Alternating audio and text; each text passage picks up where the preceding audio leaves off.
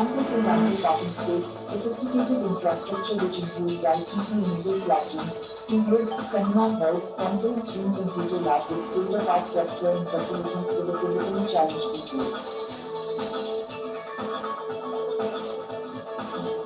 And this time? The campus and ample parking space, sophisticated infrastructure which includes ICT-enabled classrooms, studios, seminar halls, When maintaining delicate language is very versatile textbooks, reference book. YouTube channel. Our alumni is based worldwide and many students settled abroad.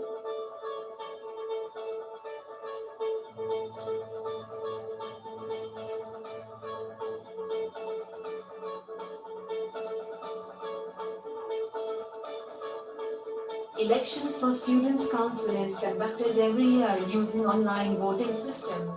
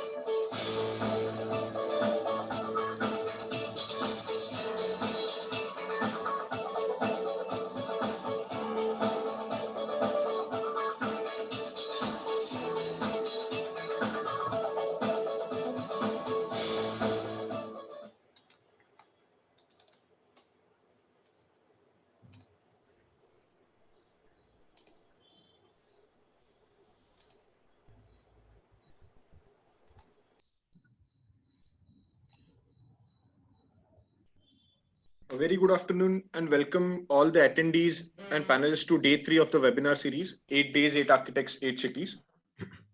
Before we start the session for today, I wish all my fellow Indians a very happy 74th Independence Day. I, Architect Tanay Ambane, on behalf of Marathwada Mitra Mandal College of Architecture, Pune, would like to welcome our panelist Dr. Supriya Nine, Principal at MMCOA, Architect Girish Doshi, Design Chair at MMCOA, and our speaker for today, Architect Bijay Ramchandran from Bangalore, India. Thank you, sir, for joining us today. Thanks, sir. Thanks, Tanay. I will take this opportunity to introduce our speaker for today. Architect Bijay Ramchandran is the co-founder of 100 Hands. 100 Hands was founded in November 2003. They currently are working on a mix of urban design, architectural, and interior design projects. The studio's approach is grounded in the search for contextually appropriate solutions. Special emphasis is given to the response to climate, the existing scale and character of the context, appropriate use of materials and construction techniques, and the development of the project's aesthetics as a result of these specific conditions. The studio's two partners, Sunita Kundur and Bijay Ramchandran, have bachelor's degree from BMS College, Bangalore University, and master's degree from Massachusetts Institute of Technology, and have experience in the design and management of large-scale housing, commercial, and institutional projects, both in United States as well as in India. Architect Bijay is on the board of studies of 3 regional colleges and has presented their studio's work at various national and international forums. Welcome, sir. I would now like to request Bijay sir to kindly start with this presentation. Great. Thank you, Tanay. Thank you to the principal and to the college for hosting me. It's been an amazing couple of days. I was able to catch Biju's presentation yesterday. So thanks for having me as part of this wonderful group of architects, all really inspiring and wonderful practices. So thanks for including me on your list. I'm going to start. Hold on one second.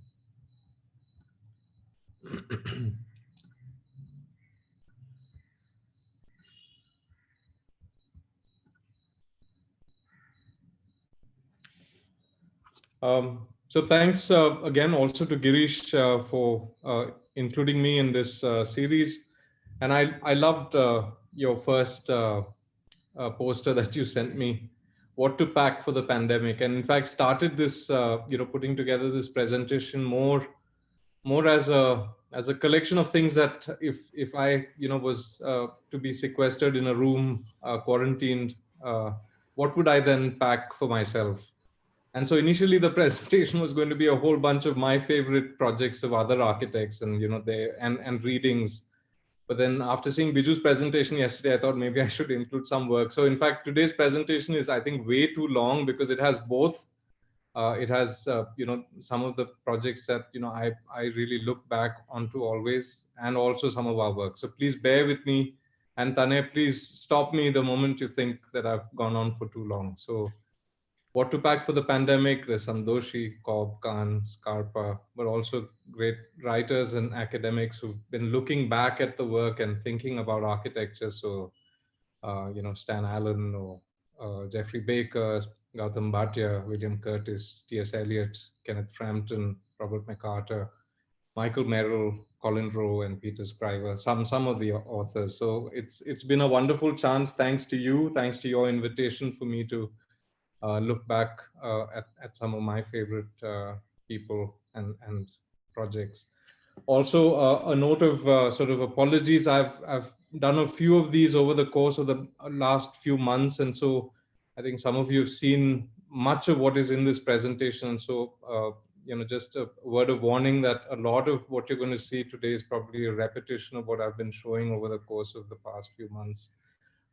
So here goes. So thanks again, and thanks for having me. So I thought I'll start with this quote from T.S. Eliot. So this is, I'll read it out. And the historical sense involves a perception, not only of the pastness of the past, but of its presence.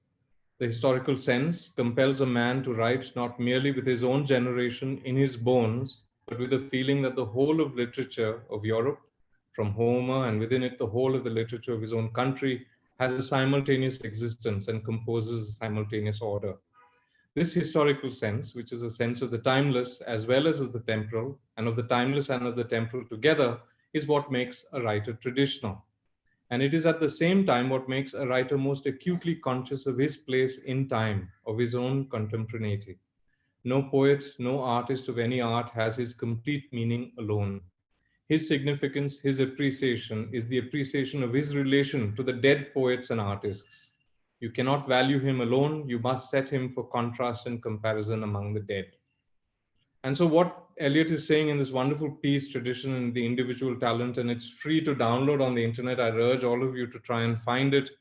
It's a beautiful piece that tells us about what the creative pursuit really is, about how it is both the kind of search for your own voice, the search for a contemporary voice, a voice of today, of today's time, of this time, but it is also a voice that is tempered by the awareness of what has come before us.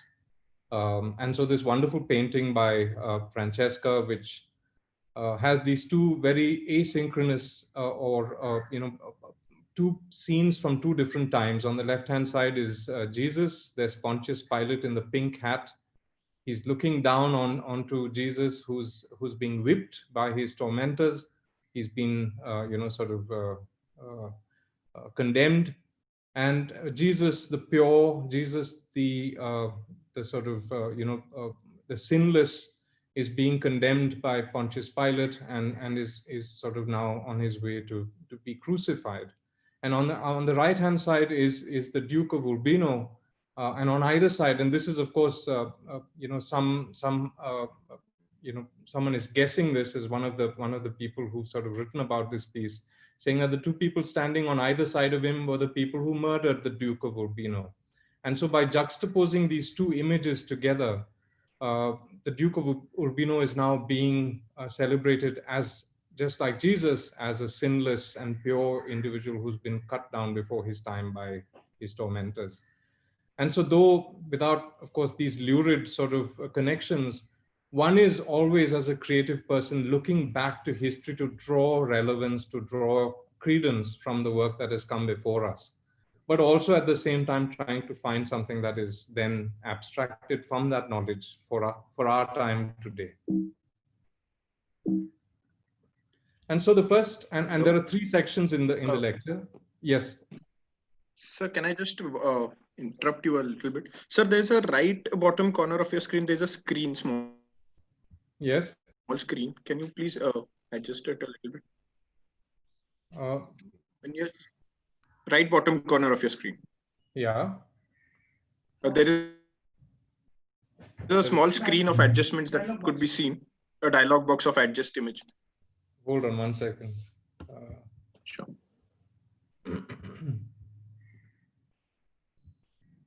And what do you want me to do with that? Can you just minimize it or turn it off? Okay. Is that better? Because it's. Or is it covering the image? I can. Yeah, it's covering the image and the shared information, that the text and everything. Oh, I don't know how to do that. Okay, let me just stop sharing and do it again. 1 second. Sorry. Sure.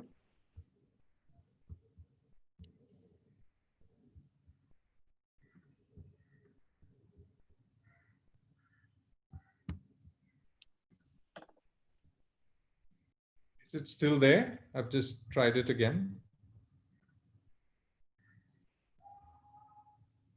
I can still see the dialog box. Now? Is that better? It's still there. I think can it be minimized? I can still see the dialog box on the right bottom corner. Adjust image. I have hidden both of them. Oh, these boxes, I see. Hold on 1 second. Yeah. Yeah, now it is gone. Yeah, now it's Is that better? Yeah. Yeah. Okay, I got it. Is it gone now? Do you still see it? Yes. It's gone. It's gone. Yeah. Thank you, sir. Sorry to interrupt. No, it's fine. So there are three sections in the lecture today. The first is time, and then there's context, and the third is about collaboration. It's called Seniors. So with regards to time, this idea of historical sense, this is Eliot's idea. And so these two wonderful paintings actually bring that home for me. The first is again Francesca, who shows us this one-point perspective, and it's a really the idea of the man in the Renaissance, the center of the universe. Our gaze controls what the world will be. And so the painting is depicting a very, very clear sense of where the viewer is and what is being looked at. And so the perspective is defined by the artist. This is a very classical notion of what you look at, a classical notion of gaze, if you will. And the second painting is Hawkney, a much more contemporary piece. Uh, Now, you can tell me, where is the perspective? What is the artist asking you to look at? And there is no center to the piece of work. So each of us bringing to bear in this painting our own particular sense of gaze, our own particular sense of what to look at, what is of value. And so really, it is the coming together of both of these things, the idea of the classical gaze, the idea of the sort of pure truths, the idea of the if you will, the traditional truths, but also about circumstance and about contingency, about our own place in the world, about the particular contingencies of our existence. And it is really the coming together of both these things that are of value. And so time, the idea of this historical sense, is essential as a creative individual for us. And this is why we learn history. This is why we look at precedent, because embedded in the precedent are these sort of eternal truths that we're looking to then abstract for our particular time and our particular age. And how do you do that? I mean, all of us, including, all of you students and, all of the colleges, we go out there, and India is a fantastic repository, right? Everywhere you go, you have access to incredible architecture, incredible sort of culture. And so we go out there and try to capture in our own way the things that we look at, things that we sort of value. And how do we do that? Of course, I draw. And so, through drawing, I am somehow trying to embody to get myself to embody that experience. It is also something that then is remembered within my sort of blood as I travel and draw. But there are many other ways of documenting, and each of you as students, each of you as practitioners, find your own way to register the realities that are around you.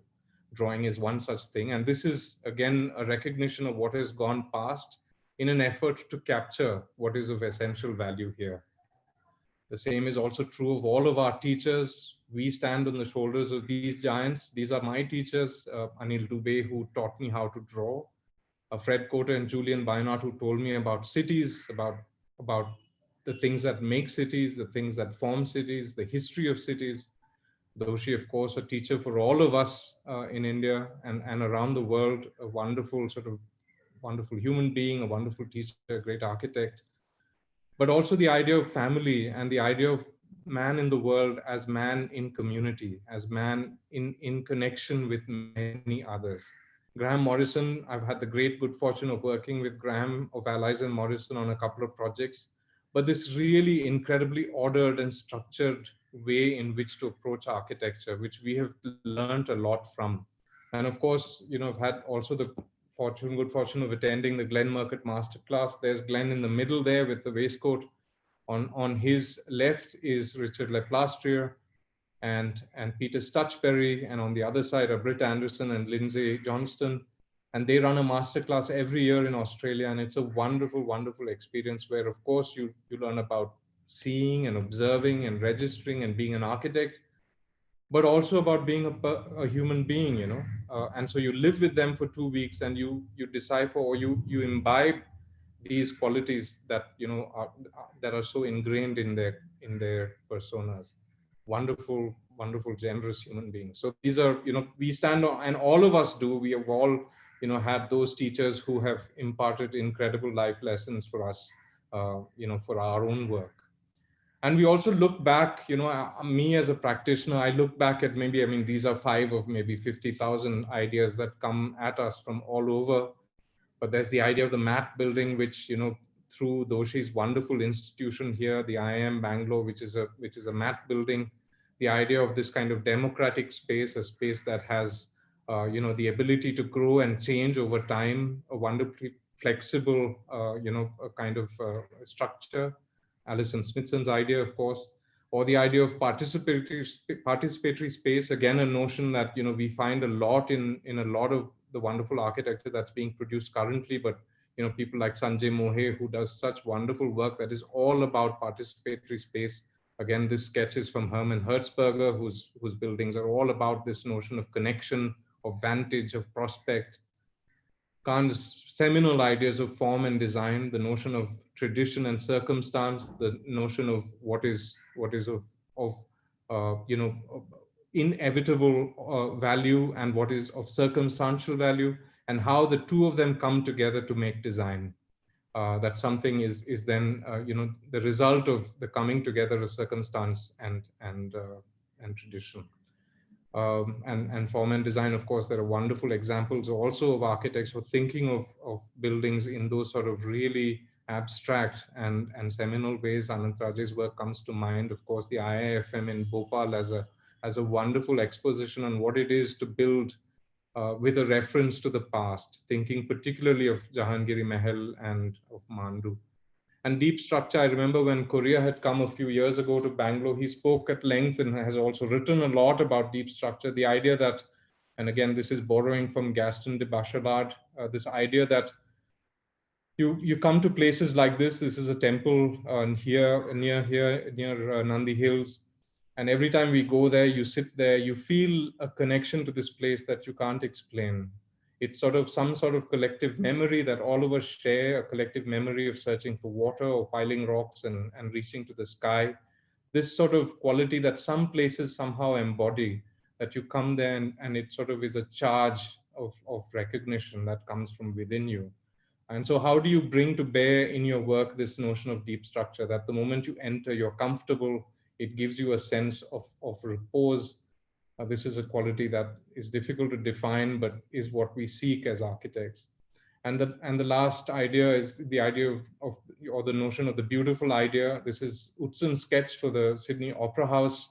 Sitting there in the Sydney Harbour, at the end of all of these promontories, the harbour is a series of these fingers that jut out into the water.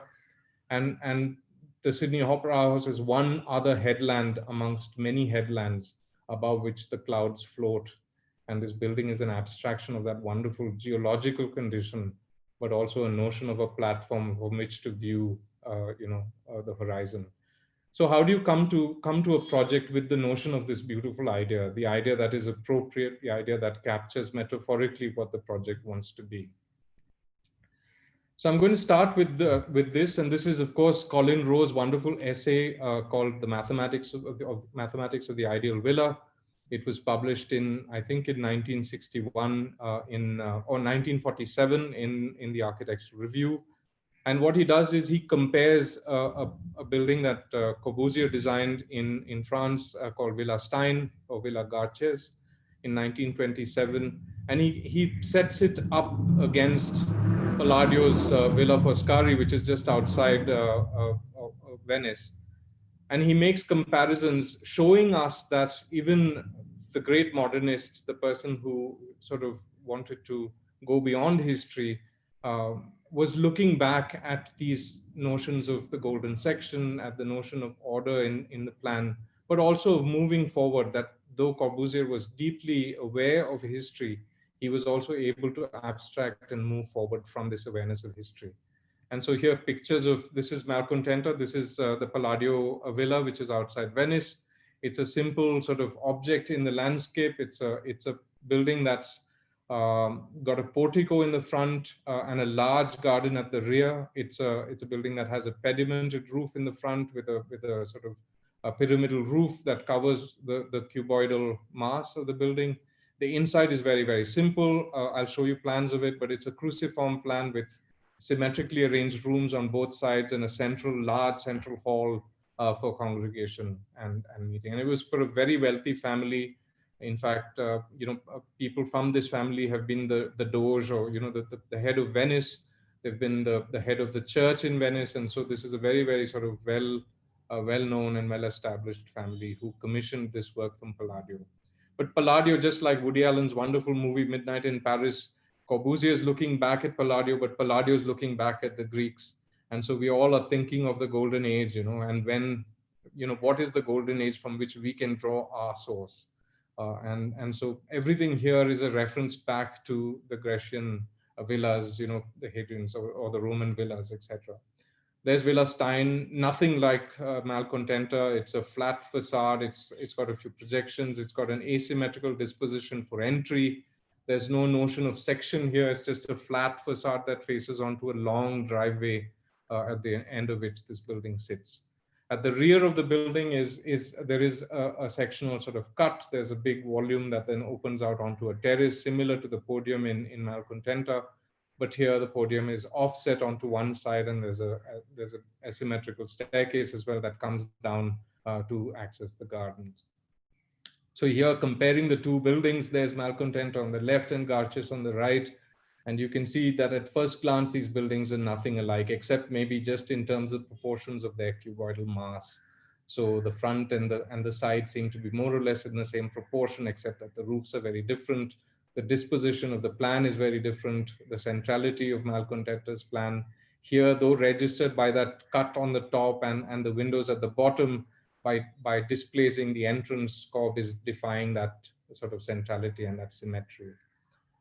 And so too at the back of the building. So it's very, very simple, 3 floors, very similar in scale to Malcontenta, but very, very different in terms of its disposition.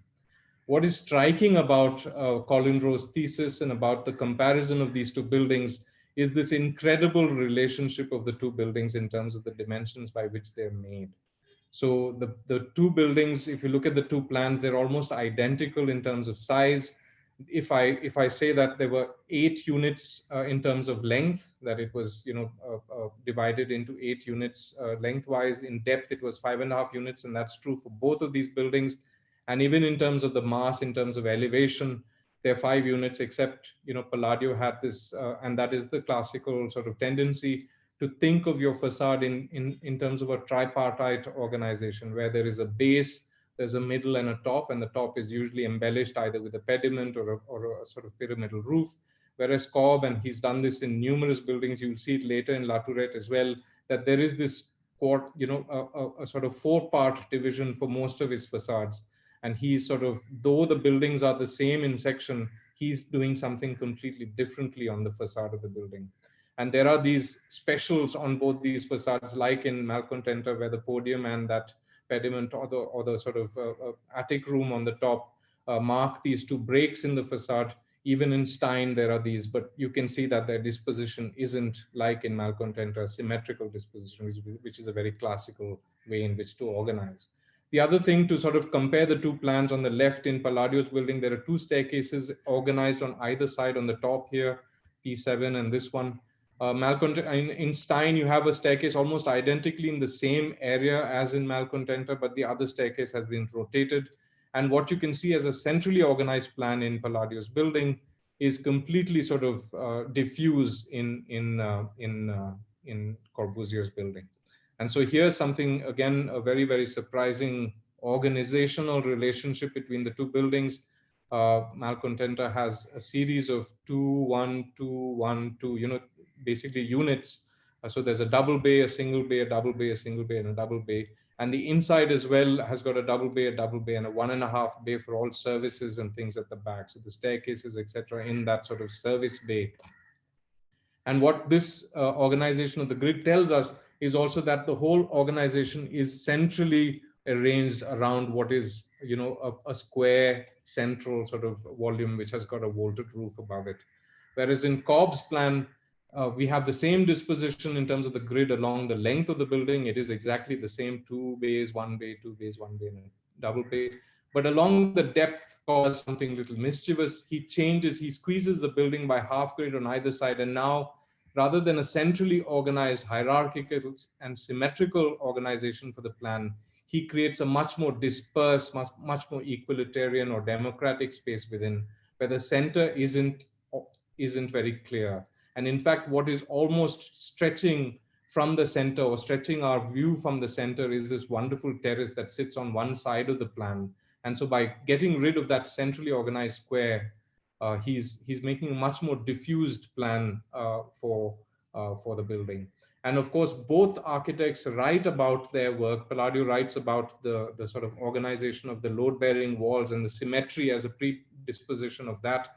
and Cobb talking about the free plan and how with these point supports, he's able to now circumvent those and change completely the notion of this kind of load-bearing structure. So Palladio's plan is a very, very fixed plan. It has a rationale. It does a job. It's got this kind of and it is the plan that makes all of Palladio's mathematical relationships obvious. So the rooms are all organized in particular ratios. They're either squares or 2:3 or 3:4 ratios. Whereas in Cobb's thing, the plan has absolutely, it's quite dispersed. It's difficult to read. And what really Cobb is doing is on the elevation. So where Palladio is doing, the organizational arithmetic in plan, Cobb is doing it in elevation. And so his elevation has all of these organizing conditions, the golden section being one of the primary sort of organizing, principles for the facade. But what is interesting about this relationship about about Cobb looking back at Palladio is that he's taking from Palladio the proportioning systems for the plan, but then he's moving way ahead from where Palladio was in the 1550s to this new kind of arrangement where the plan is completely free of structure. And so fundamentally, he's creating a new kind of plan for the building because of this new structural system that exists. And this is what Eliot is talking about, that you look back at history and then you decipher from history the qualities that you want to keep, but then you have to also make that leap forward. I'm going to go next. And so, of course, with the really sort of dangerous route that I'm taking, where I will put my projects up against the projects of these masters. So please do not compare them, but just look at them as, my own efforts in looking back at where, we've come from and what we're looking at. So this is a school that we've done in Bangalore. It's called the Neve Primary School. It sits it was a coconut orchard, and this building, on a small piece of land in what is predominantly a sort of semi-rural sort of environment. So when we were working on this, we had Korea visit us. He was here for a lecture, and he came to the office, and he was fascinated, or he was talking a lot at that point about the Matt building, about Alison Smithson's wonderful essay, again in the AR from the 1960s. And I started looking up at the Matt building, and then of course realizing that the IIM was a great example of that kind of a condition. And I started thinking of the primary school in that sense, that if there was some sort of a system, and here using a spatial system to organize the program, and then to break that system to create areas of pause, areas of congregation, areas for gardens and water.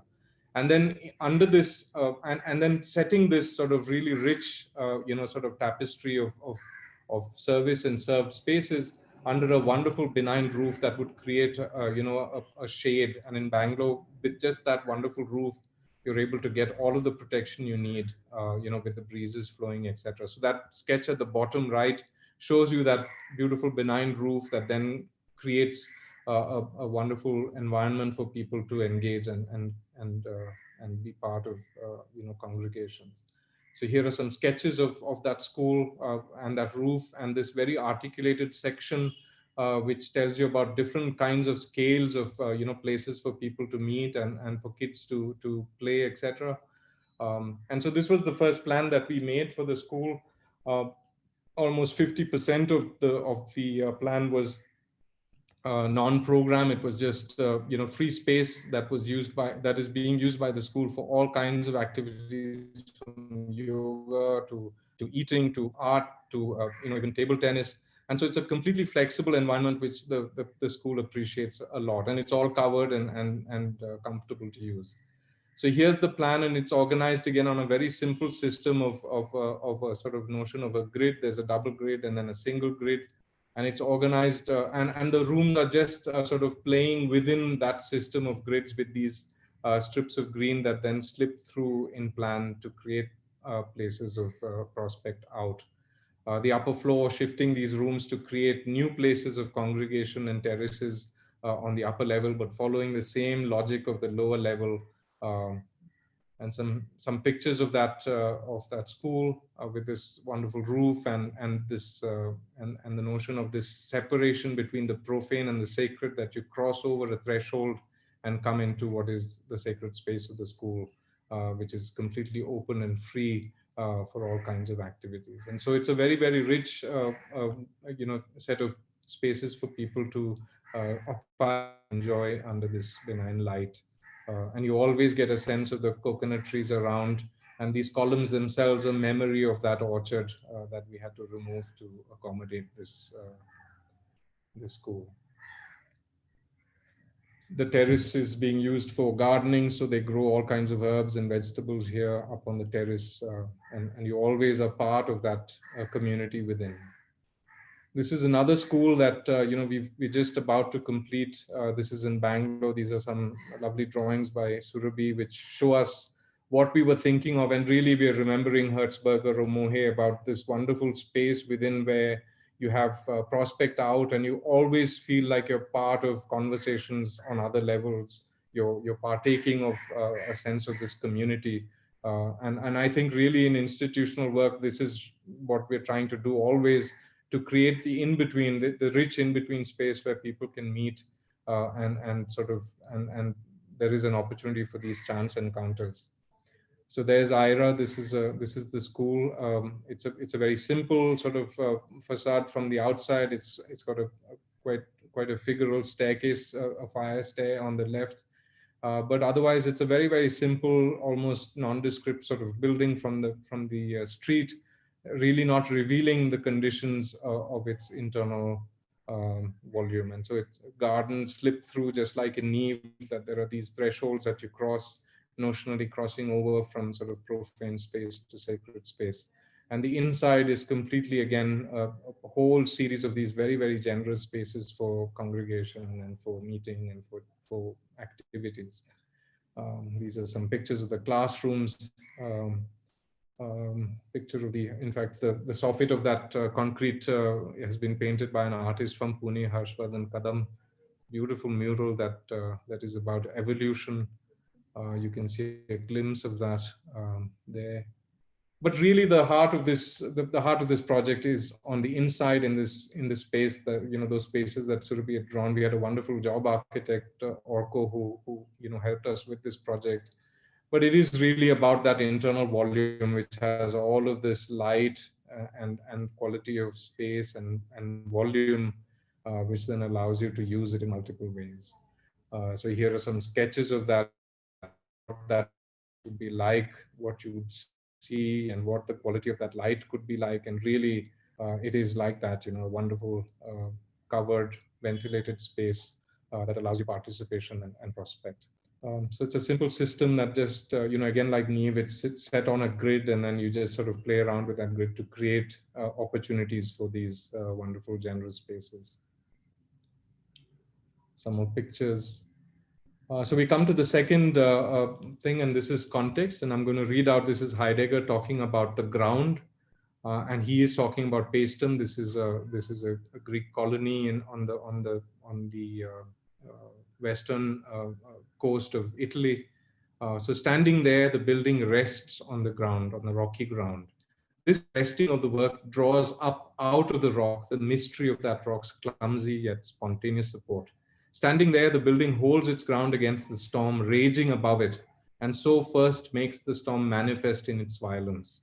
The luster and gleam of stone, though itself apparently glowing only by the grace of the sun, yet first brings to light the light of day, the breadth of the sky, the darkness of the night. The temple's firm towering makes visible the invisible space of air. The steadfastness of the work contrasts with the surge of the surf, and its own repose brings out the raging of the sea. Tree and grass, eagle and bull, snake and cricket first enter into their distinctive shapes and thus come to appear as what they are. The Greeks call this emerging and rising in itself and in all things, physis. It clears and illuminates also that on which and in which man bases his dwellings. We call this ground the earth. So it's a wonderful, wonderful piece about, of course, the ground on which the building sits and the notion of this support, this clumsy and spontaneous support. But it also tells us that the building, the structure, is what gives presence to all of what is around it, all of the potentialities that exist, our own existence, the existence of light, the existence of the storm that's coming. In its robustness, in its luster, it gives presence to all of what is around us and all of our existence.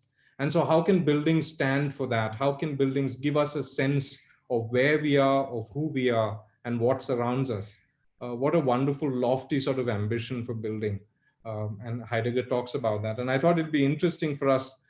So context is the next sort of topic about the ground. And context is both these things. On the left-hand side, of course, the Irani cafe owner who sits there years on end and has now become part of the context. He's become part of the site, made out of marble, hewn out of marble, almost like the furniture, looking wistfully out onto his empty Irani cafe during the emergency. This is just after the emergency. And remembering those bustling crowds filled with color and voice, looking out, hoping that the people will come, almost a sort of an expression of our own particular strange time that we're in now, the Irani cafe owner looking out wistfully to a time that has passed, but also becoming embedded in that context and hewn out of that same material. That's one aspect of context, this recognition of what exists and what's around us. But context is also an abstract notion of who we are, or what we bring to bear, and what, like we discussed earlier with Khan's idea, or what are the sort of the sort of what is the nature of the commission that we've got. And so this wonderful painting by Sudhir Patwardhan called The City, where each of the protagonists, so there's the guy with the tea, the guy in the white shirt, the person in the bus, those two people on the mezzanine, each of them have a different gaze. They're looking out, their trajectories are different, and they're finding their own voice in the city. And so this is context as well. We bring to bear in our work what we see of the world. And so as young architects, as young students, let's not only think of context as a benign and almost sort of supplicant response to what exists around us, but also an effort to find what it is we want to say about what is around us. And so it's the combination of both these impulses.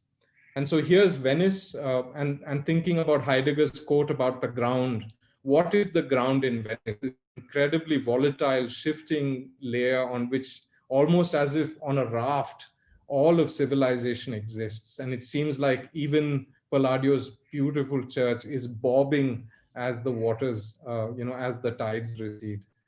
And what does ground mean? And what does it mean to build in this context, to remember and register this really volatile ground on which you're building? And so who better to look at than Scarpa, and Scarpa's beautiful project in Venice called the Quirini Stampaglia. It's a museum that, it's a renovation of an old palazzo in Venice. It sits just on the side of this piazza next to a church.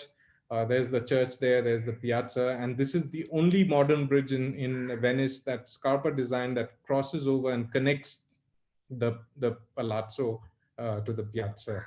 And so it's a new bridge that Scarpa designed, and on the ground level of this and the garden at the back, Scarpa renovated this to create space for exhibitions.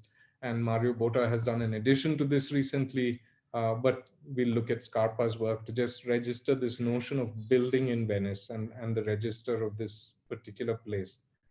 So there's the plan of this. So that's the bridge that Scarpa designed. There's the piazza, the Santa Maria Formosa piazza. You're crossing over this bridge that Scarpa has done. You land in a sort of forecourt, a vestibule that you enter in. But everything that you see in blue is actually water. And so even the inside of this plan accommodates water as the tides come in and recede. And in fact, there are pictures when Venice was flooded recently that even the inner hall, number 8, was flooded with water. And I'll show you how Scarpa registers that occurrence in the way that he designs this building. So it's a building that registers this kind of fluid condition on it. It's almost volatile condition, and of course the garden itself also registering a notion of water and this dichotomous situation in which Venice exists precariously. So there's looking back at the palazzo from the plaza. I'm looking back at these wonderfully wrought gates in metal, which then is where the boats come in and drop people off to then get into the palazzo. And it's an ancient gate that, ancient entry in which Scarpa, did these wonderful gates. There's the wonderful bridge that takes you across. It's a beautiful metal structure with a timber, but everything about it sort of harking back to its nautical precedence in the way the joinery is done, in the way the balusters are designed. It feels like it's bits and pieces of some sort of ship or some sort of a boat that's been taken and recomposed to now make this bridge across to the new museum. All of Venice is made, a lot of the flooring in Venice is made out of this kind of a terrazzo with very fine stone becoming, a mosaic on the floor. And the reason for that is there's no stone anywhere close to Venice. And so everything has to be brought in by boat. And so they devised this way in which to use small bits and pieces of stone to create these incredibly lustrous floors. This floor is particularly from Palladio's church that you saw in the first slide, but it also harks back to this sort of water that is at the base of everything in Venice, and sort of the relationship is quite incredible. Scarpa uses a similar notion of the mosaic in the floor, but look onto this drawing in all of these sort of big thresholds that exist on the side of these rooms. And these thresholds actually, are thresholds between what is ground and what is water. And so at every point in this building, you're aware of this tenuous and precarious situation in which you exist in Venice. And so this is where the water jetties come in and leave and get you, or the boats come in, and you get up these beautiful marble steps up to the museum. But this gets inundated as the tides change, and you can see again that threshold which demarcates what is ground and what is water, and always allowing the water to have presence within the building as a significant part of the palette of materials within. This is the main room that I said was flooded during the recent floods, but this room captures, in essence, this location. And how does it do that? If you look on the sides, you can see the threshold of the flooring. This is a very, very inexpensive washed concrete floor. So it's got sort of terrazzo, exposed stone bits in that concrete, which then is seen. That's very inexpensive, easily laid, very, very cheap. And so it comes up to a certain point, and that point is actually the 100-year flood mark of Venice. And so it registers this precarious condition that you're in by changing the material from that point on to travertine, a very, very noble and expensive material, but there's brass and glass, all of it after that threshold, which is allowed to sort of flood when things really go bad. So this area was flooded, and it sort of didn't cross that mark, but this is that diagram which shows you the 100-year mark. It shows you that line along the long facade and tells you that that's the threshold where the sort of nobler materials start and take you up to the top. Also outside in the garden, Scarpa using all of these sort of metaphorical notions of where you are. So in the water channel, there are these two particular places where he calls back onto being in Venice. So this marble artifact, which is the first place where the water is generated, is actually an abstraction of the city itself, a labyrinth through which the water is sort of traversing and getting out into that long channel. And on the other end is the lion, of course, the symbol of Venice. If you go to Piazza San Marco, there's the big lion that they got from one of their battles, but the lion as the symbol of Venice. And so these two, between the notion of the city and the symbol of the city, exists Venice. And so we had visited Venice in 2006. And of course, like all good architects, we couldn't resist thinking about of Scarpa when we were doing this small garden restaurant in Bangalore. So there's the restaurant plan. It's got a lovely garden, which is almost identical in size to Scarpa's garden. It's got a water channel on the end. But here, rather than the notion of water as the sort of register of the place, it's really the notion of landscape, and that at every point, the building plinth is seen very clearly and distinctly from what is the garden. And in Bangalore, that's really the memory of Bangalore, the notion of the garden, the notion of the courtyard, and the notion of this plinth that then is set very gently within what is a very, very rich and sort of tropical landscape. And so very, articulated plinth, separated by water and by light and by gardens. each with its own notion of texture and material. And so there's a distinct notion of places of pause, places of congregation. And so there's some pictures of the building from the outside, the garden itself with these enclosures. And of course in Bangalore, like with Neve, here also, I mean, basically you just need shade. And so all of these rooms open out completely. The veranda, of course, is completely open, but the large room also opens out completely to the garden, so that you're always connected back to this, to the courtyard that then is the heart of the project. Here are some pictures. Of course, you can see Scarpa in the doors as well. That's a pretty literal translation of what we'd just seen. And the wonderful Western light coming in the evenings. We had a wonderful guy from Bartlett in the office, and he, of course, took it to the next level and created these beautiful spouts for the water body. Again, an homage to Scarpa's metal spouts in the Quirinal Stampaglia. So we go next to another building that I think for me is also something really wonderfully appropriate for the context. This is La Tourette, the great Dominican monastery that Cobb did in 1961. The sketch in the middle there tells you about the contour, this kind of very steep contour. He chose the location to put this building, but it also tells you about a particular relationship that this building has to its horizon, and how Cobb almost tied the top of the building to the horizon, so that there was this connection out beyond the trees and out to the valley, and that from that point the building would then hang down and touch the ground very lightly using the pilotis, etc. So really a building designed from the top down to create this very gentle engagement with the land, creating a very distinct connection with the horizon.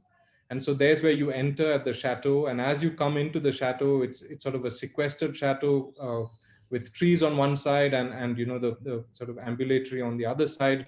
But as you come past, and really Colin Rowe writes about this in an essay that he published in 1961, you come down this route from the chateau, and once you're past the chateau, past the old monastery, you suddenly are exposed to this incredible view to the right hand side, to the western side of the site. Suddenly there's an explosion. It opens up. And what really you're looking at up ahead onto this side of the building is this blank concrete wall of the monastery itself. And it is the only wall that is actually the front of the building that you encounter as a frontal condition. But it's absolutely blank. It offers nothing in terms of articulation. And it really feels like the flank of a building. And all it's doing really, at least according to Rowe, is it's creating the side, the sort of frame from which deflects then the view out to what is of more importance. So rather than the building, it is really the notion of this wonderful prospect out to the horizon that then is created by this flank of the building that then is your frontal view. Appended onto that is the chapel itself, with these three skylights bringing a beautiful colored light into that, but really the wall being the main. So there you're looking at it from the chateau at this blank wall, and on the right is actually the big views down into the valley. And look at that wall. And Cobb writes about this, about his fascination for the Acropolis, about the fascination of climbing up the Acropolis, and really understanding that every notion of what you're looking at and the point and the way the frontal the front face of the Acropolis, the 3/4 sort of side face of the Acropolis, how it's all set up to create certain conditions of connections back to the valley, but also of vantage from these axes, from the propylae, as you make your way up to the Acropolis. And really he's thinking of this building like that in to La Tourette, to the monastery. He's creating this frontispiece, which is absolutely blank as a reference back to the landscape, but he's also creating on the side, similar to the Acropolis, a very, very striated facade, which then solidifies into a mass. You don't see any glass, you don't see any fenestration, you only see sort of mass of all of these these concrete fins that, I'll show you some pictures of it. But also this, Colin Rowe talks at length about this slight undulation on the terrace of this of the church, three reasons for it, according to him. One is that the church itself, which is behind the concrete wall, is set up differently from the rest of the building because it has a different shape for the roof. It has a point which doesn't align with the rest of the building. But more importantly, it creates conditions of perspective. So you're coming down from the front, and as you look at this wall, it forces perspective. It creates a longer sense of this facade up to the top where the entry is. And from the top where the entry is looking down, it foreshortens the sense of, the proximity of the view that you're looking at. And so this game of perspective controlled by how you articulate the top of this building, an ingenious strategy. I have never been there, so I'll take Colin Rowe's word for it that that's what happens when you visit. But there's this incredible sort of building. Remember also, and we'll talk about this later when we're talking about Khan, but look at this building. It's a courtyard building, but the courtyard is completely obfuscated by all of these objects that occupy the courtyard. There's that one with the turret is actually the small church, the oratory for the novices. So the building is organized in very sort of clear way. If you look at the plan, on the top two floors are where all the cells are. The younger junior priests stay on the left hand side facing the forest, and the senior priests stay on the right hand side facing out onto the prospect and onto the view. Below it are all of the common amenities. So there's libraries and halls and community spaces, etc. on the lower levels. And the main cloisters, the main circulation is actually in the courtyard. You come out of the cells into the corridors of the cloisters outside and then walk into the chapel, and I'll show you a plan. But what's really cool about this section, at least, I was thinking about it, and Richard Leplastre, the great Australian architect, had given us a lecture here a few years ago. But when I looked at this plan, I saw this amazing disposition of where the juniors are and where the seniors are as organized in this plan. And I thought about that beautiful sketch that Richard showed us as part of his lecture of Ellora. And he said, when he was in his 30s, he rode across the country on a motorcycle, and all he did was stop in places that he thought were interesting, and he would sit and draw, and he said that in the act of drawing, he kind of had a realization of what this section was about, what this section that he was drawing of Ellora was about. And so all of the young sort of initiates, the younger monks, were at the lower level of this cave, carved out. So they were down below, much darker. As you looked out to the front on the left-hand side, you were blocked in by these sort of entrance. The Buddha was deep set, almost no light getting. So there's the Buddha sitting there. It's deep set. You can't really get any light in there. And as you sort of studied and graduated to the next levels of the monk's order, you went higher and higher in that plan, and finally you were up at that top, where now there were no more hindrances out onto the landscape. The Buddha was getting natural light, at least much more than down below. And so in every sense, the section was talking about realization, about the widening of your horizons, metaphorically, about the widening of your perspective. And in some sense, Cobb is doing something very similar by positioning on the left-hand side along the western facade of this building, all of the senior monks looking out over that wonderful landscape and out onto the prospect, and the younger monks looking out into the forests and slowly working their way to where they had more perspective and more awareness of who they were. So there at the center in the courtyard is the corridor or the cloister that takes you down to the chapel. You can see the chapel wall is completely blank.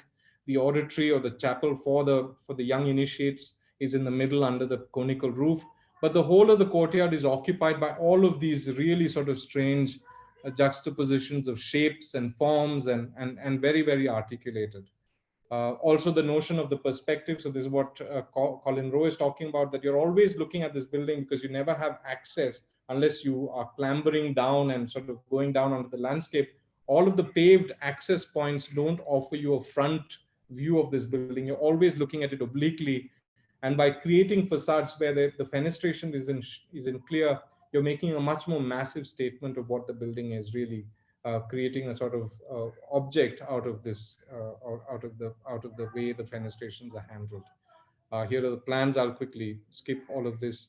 But I just want to show you the inside, the courtyard, because we'll talk about it when we come to Khan later. But look at this courtyard. I mean, it's just completely occupied by these cloisters, by the oratory, and around it are the common facilities and the cells on the top.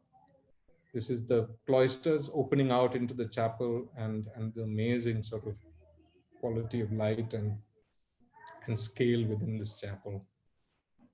Yeah, it's a trip to make some point in my life to look to see the power of this work.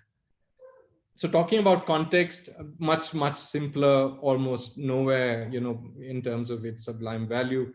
But context is also the immediate response and the immediate sort of reaction to the people you're working with and to the materials at hand. So this is our first architectural project. This is 2004. And we had an amazing contractor, a person called Manimaran and another engineer called Rajendran, both from Trichy, who told me right when we met at the first meeting that we need to think about the brick and we need to figure out a way to use the brick that is available in Trichy to make this building, to fight two things. One was the extreme shortage of money, no budgets at all. We were building this at 500 rupees a square foot, and to think of the heat because Trichy is incredibly hot. And so how does brick answer both these questions? And it does in wondrous ways. But all of this that you see in this project is a result of the great collaboration with these two engineers.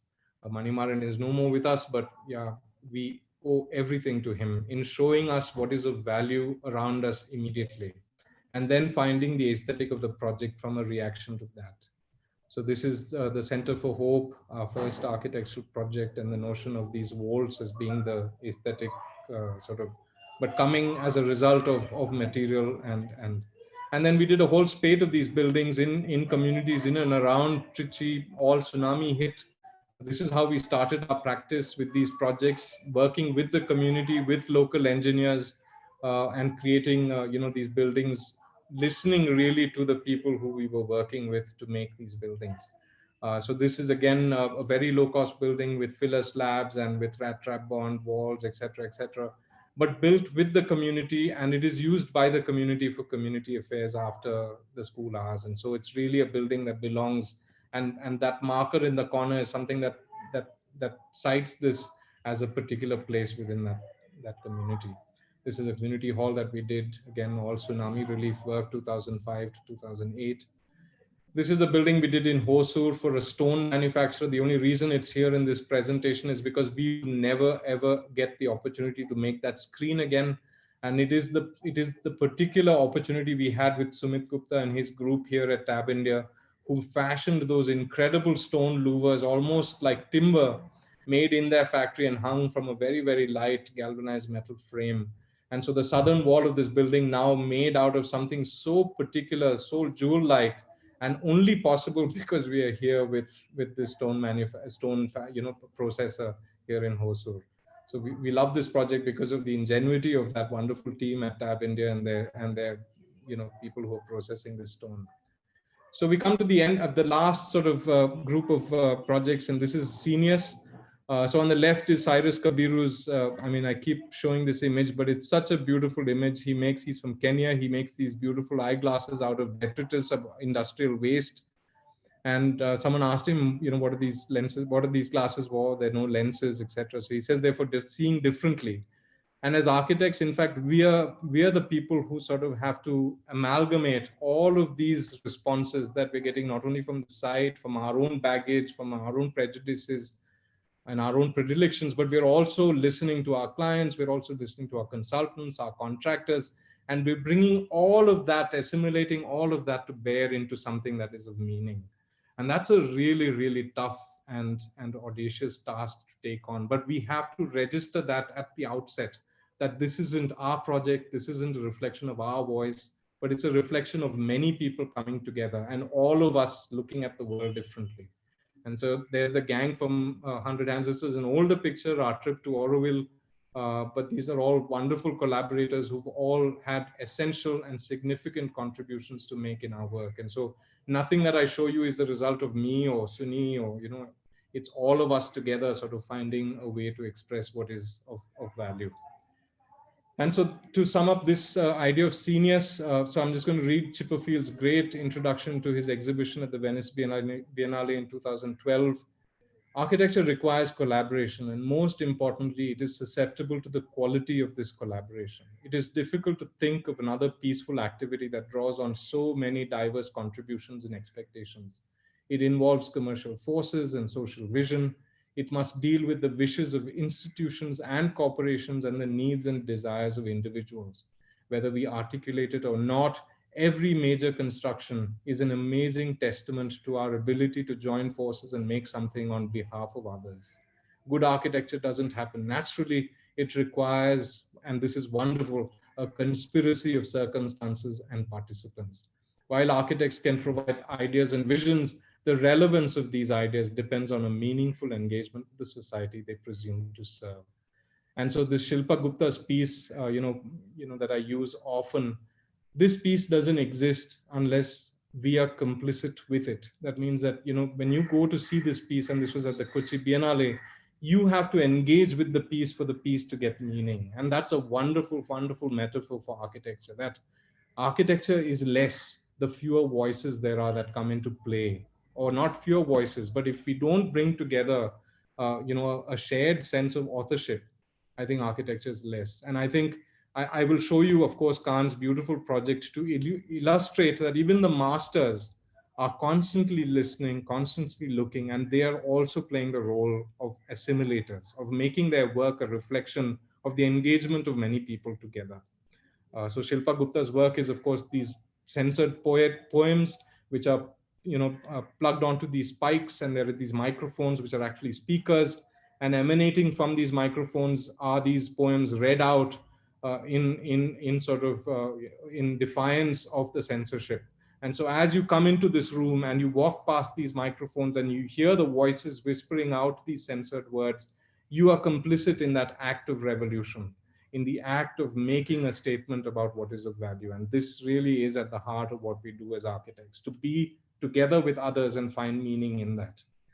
And this idea of coming together, of common ground, of seniors, as Brian Eno calls it, is what all of you at the college, that more than what you will learn from your teachers, etc., it is what you learn from your peers. And coming together, working together. This is NASA 1994. We won the GSEN trophy. There's my wife in the front there, Sunitha, my partner, and my wife. There's me with a beard, Harish and Rashmi and Varsha and Radha. And it was an amazing point at that time to win the NASA trophy, because we were from the provinces, SPA and CEPT and all these great colleges from Bombay, other colleges from Bombay were the ones who walked away with the trophies, and who were we? But coming together completely on our own as a group of 5 or 6 people, working together and finding a way to express what is of value. And of course, Suni and I got married, and so NASA has many benefits. So do keep your ears and eyes open. But the notion of seniors is also the notion of, the college unit. And all of these people in this picture here have wonderful practices. And BMS at that time in Bangalore had a particular set of teachers, a particular energy. It still does actually to some extent have that kind of quality, but it generated so many, practicing architects who are doing meaningful things, in the city. And what is it about the seniors? And this is not really about the teachers, of course, the teachers, but it is about the coming together of, all of your peers. And an important part of that group was Vimal Jain, who passed away in 2013. He had a fall at a site, and Vimal really was the glue of this group. He would call and set up meetings with everybody. And when he was gone, it was an incredible void that we never could fill. But a group of us came together and we made a foundation. There's Chirag, Vimal's cousin, Femina, one of our trustees at the foundation, and me. We invited Charles Correa for the first event, 2014. Vimal was the biggest fan of Charles Correa. He read everything there was to read about him, saw all of his buildings, and fashioned himself as an amalgamation of Correa and Doshi, someone who was street smart, but also wise, in the way Mr. Correa was. But Mr. Correa came with Jyotindra Jain. He spoke, about public art and the engagement of architecture and art in the city. We were going to do a workshop as part of that event. Everybody applied to the workshop. We had some 200 or 300 entries for the workshop, but he wasn't doing the workshop. So Shomitra made these masks And all of the tutors, Prashant Pol, Nagaraj Vastare, Shomitra Ghosh, and Vijay Narnapati were the tutors. And we did this one-day workshop in the memory of Vimal. We have since done numerous events as part of the Vimal Jain Foundation, I helped put together. So this is a workshop. We bought the Glen Market Masterclass people down here. Apart from Glenn, Richard and Peter came, and we spent a week at IIM Bangalore, another great masterwork where you stayed for 1 week with these masters, and not only architecture, but learned what it was to be, mature and wise like these wonderful tutors. We've done this twice, first with Doshi, and the second time with Neil McLaughlin and Madhura Prematilake. We've also had other events at the BIC. This is a Doshi event. He had come to Bangalore in 2019, and we invited two of his students, Champaka and Shomitro, and then two of the architects who say that Doshi, is in some sense their model. So Navnath Kanade on the extreme right and Sanjay Mohe. And it was an amazing, it's on YouTube, and I'll post it after, but it's an amazing conversation about the meaning of mentors and teachers in our lives. A moment which you don't get often, to thank someone who has been so inspirational and important to you. So I'm going to quickly run through. I don't want to take this too far, but the idea of consensus and coming together is also the notion that clients bring to bear a lot of what projects are about. So this is for a rock group in Bangalore. This is Thermal and a Quarters recording studio. This plan didn't work. It had all of these acoustical problems, and Bruce, the lead guitarist, told me about what it means to do a room for acoustics so that the sound doesn't echo back and there are no sort of bass booms on the corners. And so very soon that plan mutated because of Bruce's educating me, that we came to this amazing plan, which then became real rooms for music, for acoustic performance. And there are many layers of isolation. So there's a hollow brick on the outer, there's an inner sort of air gap, and then an inner enclosure of gypsum, which then and acoustic panels, which create then this kind of completely enclosed and soundproof rooms. So there's the project itself. And of course, the great thing that happened at the end of this project was that we got a mention in one of their CDs liner notes. And that, I think, for me is the greatest prize. So in their 2012 album, 3 Wheels and 9 Lives, we get a mention in the liner notes. And that's something I'll take to my grave. So there's 3 Wheels and 9 Lives, The Scene. This is A Walk Too Far. This is, A World Gone Mad. So the last 4 albums that Thermal and a Quarter have recorded, they've recorded in that room that we designed for them.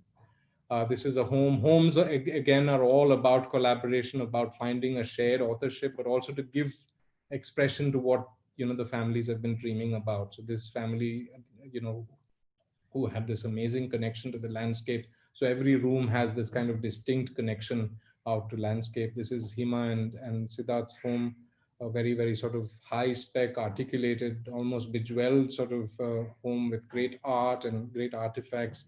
But again, a true reflection of both of them, and they love the house, and they keep telling Suni, who basically did these projects single-handedly, but that they were really, they captured what was essentially there. This is a hotel. This we did again collaborating with Allies and Morrison, with Graham. I'm going to run through very quick. It's a very, very it's a sort of east-west plan. So the east is completely open, like verandas out into the gardens, and the west is completely sequestered and protected. So the reception, a bar, and all of the utilities, the kitchen and stuff like that on the western side, and these large, deep verandas that open out into the gardens. Also in scale, the east on the left-hand side has a different scale, and the west has a much more sort of sequestered and refuge-like quality. And so there's the building itself with that eastern facade opening out onto the garden on the left, separated from the inside by a channel of water. And on the right-hand side, you can see that the scale is very different. It's much more sort of controlled. And the interior is all done to accentuate Graham's wonderfully organized approach to the program. So the structure is all marked by the way the interiors have been done, so that 4-meter cadence of the structure is always highlighted. And that Germanic order of the plan is registered in the way the interiors have been on the flooring, the ceilings, etc. These are the rooms, and this is the 5th floor pool. We've also done a folly on the top for the owner of that project. So this is their penthouse. Um, yeah, it's just it's like the Shodhan house.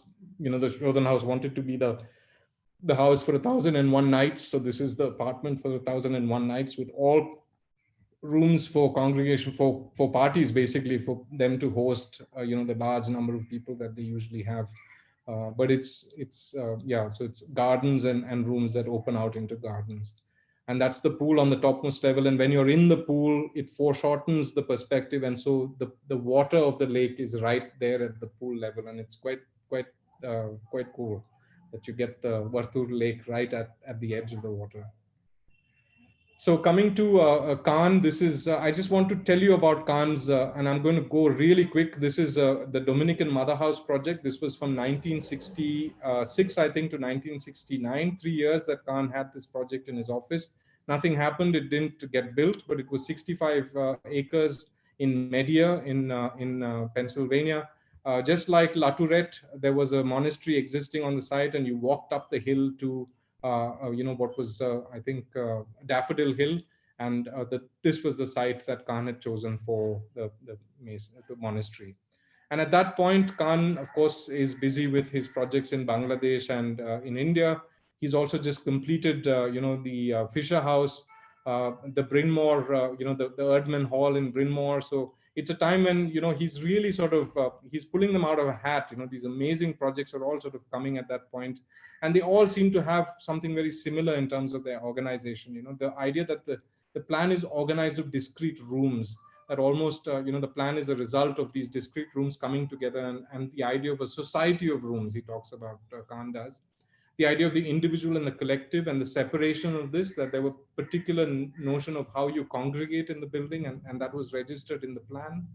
The notion of how structure and light were intrinsically related in a lot of Khan's later buildings, and the role of spatial archetypes. So how does the building relate to, so the relationship of built to unbuilt, servant to served, etc. These dichotomies or these binaries that Khan talks about a lot in his writings, and how they find recognition in these plans.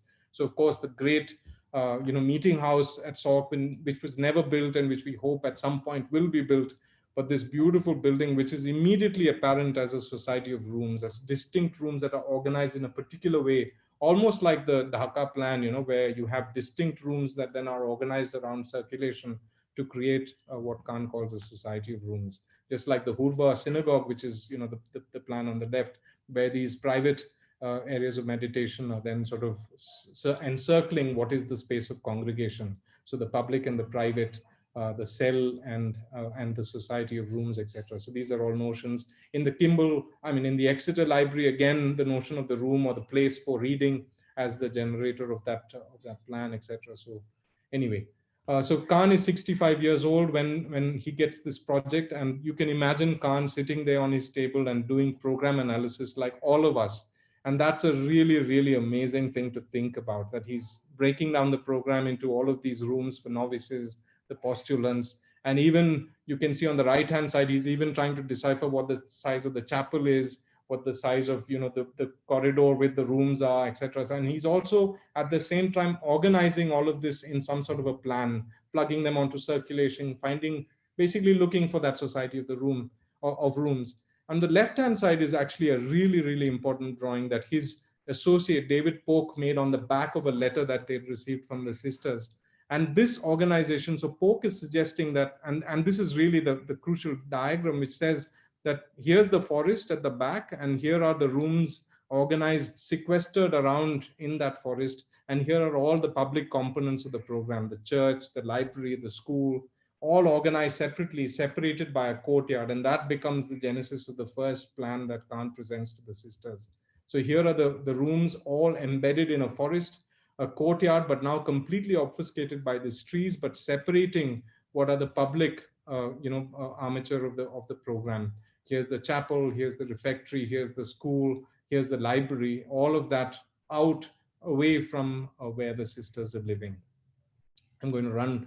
So he's at $5 million at this point in time, and the sisters are telling him that they've got only $1.5 million, and he's got to do something to trim the budgets on the project, and Khan struggling away with the plans. He's also bringing to bear all of the lessons from Ahmedabad in a way. He's doing these drawings at the same time, and you can see that all of those, like all of us, I mean, it's amazing to see these drawings because it reminds us of the struggles that we have when we're working, because we're constantly falling back on the things that are familiar, and from there trying to step in a new direction always. And so Khan's making elevations very similar to the elevations that he later on developed for Dhaka and for Ahmedabad.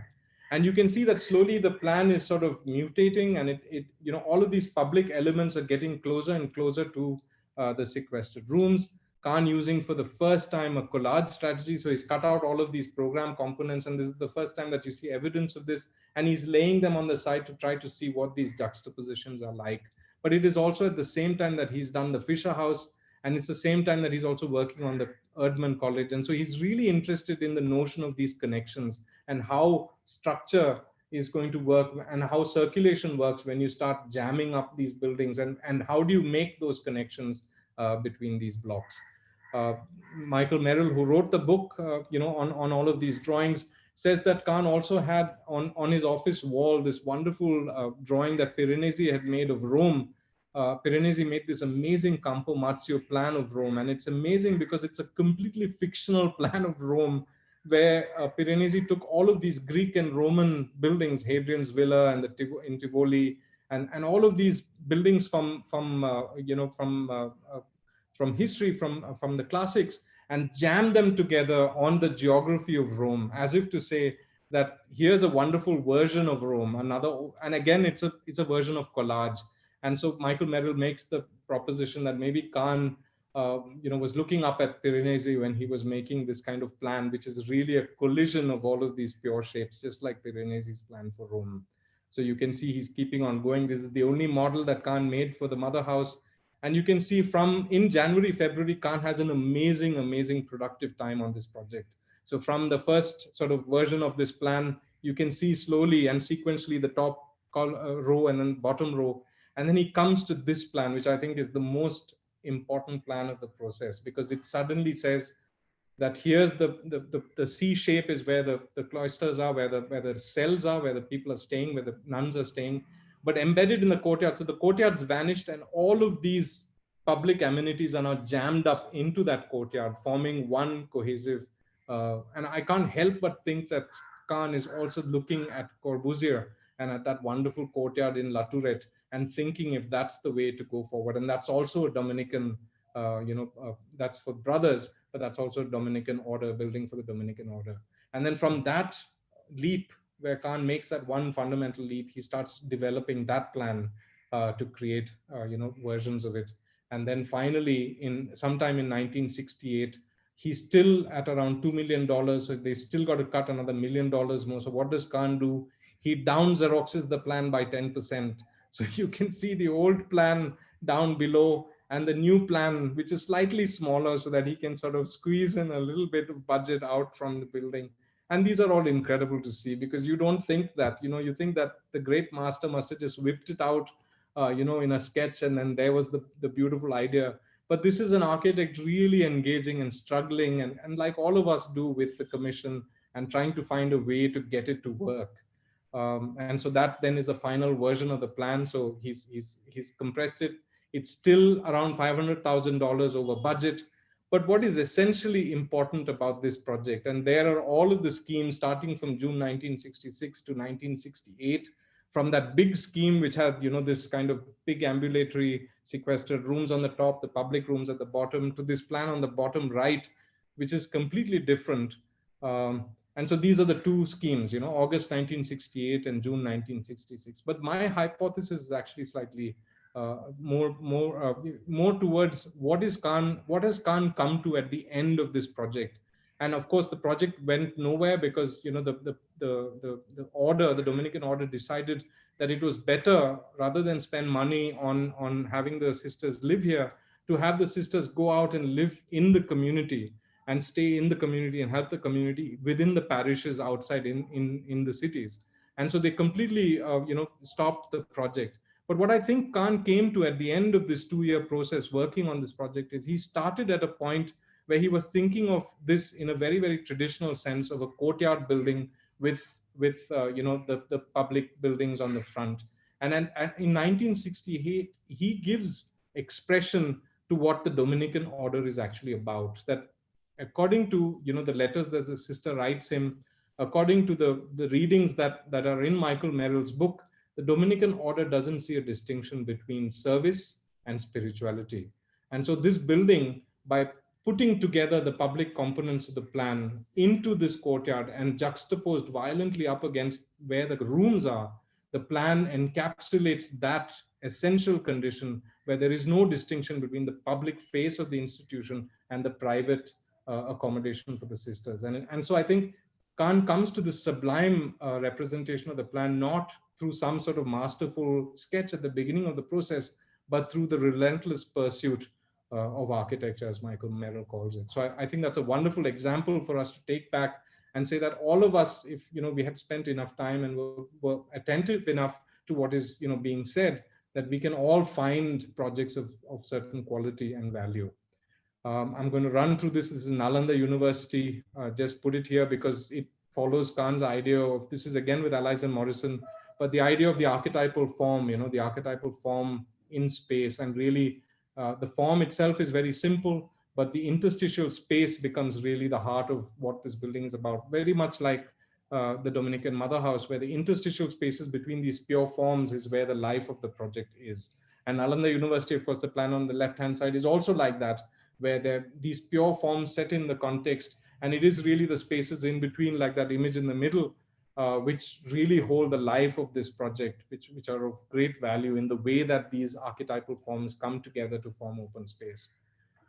So that's Nalanda University with Allies and Morrison. We lost the competition to Doshi, and Rajiv, I think, is now, they're building it. It's well underway.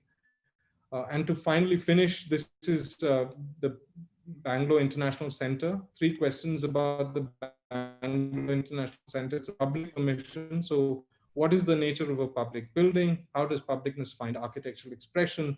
And second one is, because it's a mixed use program, to think back at Khan's idea of a society of rooms. So what is that space that brings all of these rooms together that has value? And the third is about this particular condition, and it's especially how can architecture be a reflection of a shared authorship of many people coming together? And here it was designed by committee. And so how do you still work in a way to bring to bear what is of value to you within that larger community?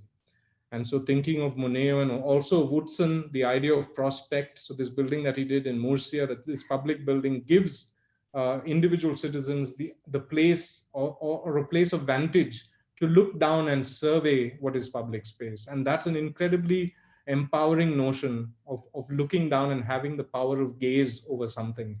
So I think in terms of publicness, that's a really essential condition, this idea of being at an elevation and having control, at least visually, of your surroundings, of your environment, and that becoming the sort of empowering notion of what it is to be a public individual in public space. Khan's idea of consensus, working together with many people to come to to capture the essential quality of institution. This was our competition entry, a very bold sort of proposition, which didn't really fly. We had a problem with the site. We lost a floor in the process. And so from the left-hand side, July 2012, we had a notion of a central entrance program on either side. We continued with that right up to 2014, always having a central entrance and program on either side. And then in 2015, we had this really lovely idea. There was a girl called Nia and another boy called Kiran who worked in our office. But the notion that if I entered at the end of the plan rather in the middle, I would then get a huge promenade within the building. And so the whole notion and quantum of public space, rather than being isolated only on that one level on the second floor, was now completely porous and accessible on every level. And that you get a sense of the gardens and the setbacks from within the building. And so on the left-hand side is the notion of a central entrance. The middle drawing shows you the end entrance and this promenade through the building, and the notion of this tiered open space within the building, which is a place of vantage, a place of congregation, a place of prospect. So there's a competition section on the top, which had that one stretch with no adjacencies, and it was only about prospect. Whereas in the scheme that we built, you get all of these adjacencies where you're looking onto other people who are all part of the same community, who are all part of the same organization, who are together with you for events, and feeling like that is a sense of publicness compared to the first scheme. So I think it has improved in that regard, in the way that you experience yourself in public space. So we worked with Varna Dhar, a local landscape architect, and it's just the most amazing, amazing garden. So this really robust building is softened by this incredible landscape, which is now flourishing, especially during this time.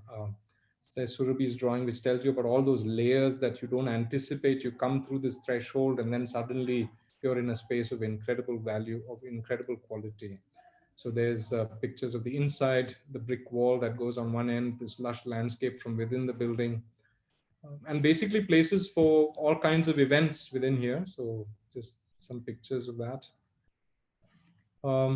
The auditorium with these faceted interiors, all, so it's an acoustic sound box. You don't have you don't need amplification here for spoken word events, etc. So it's a really nice, tight enough auditorium, to all plywood perforated to give reflection and absorption. Sound Wizard was the acoustical engineer. So lots of these public open spaces, this idea of shared space between program. And there's Harshit, the project architect on the left-hand side, who was instrumental in getting this project made, a really wonderful colleague, without whom this wouldn't have happened.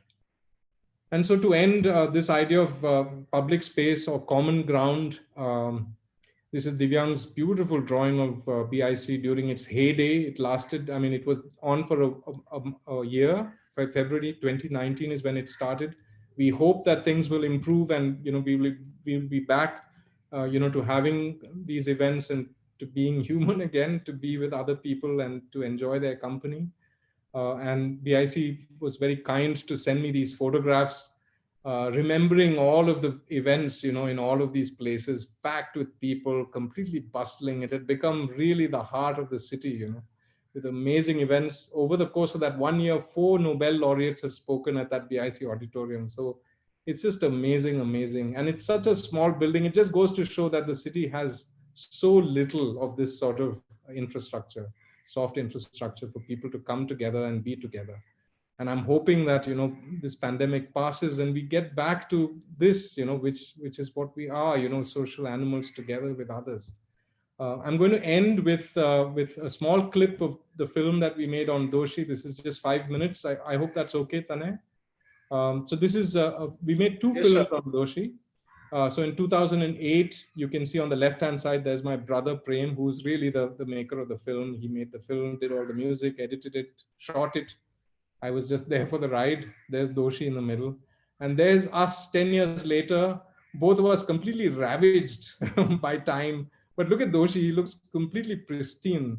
God bless him. And so, yeah, amazing, amazing. So I urge all of you students to get out there and seek those people who are meaningful to you, who have done meaningful work in your eyes, and spend time with them, not only to learn about architecture, but to think about what we are as human beings, how we relate to others. And Doshi is a fantastic example of that. Just an incredibly generous, humane individual. And so we've had the great good fortune. And so I'm just going to finish with this. So here goes.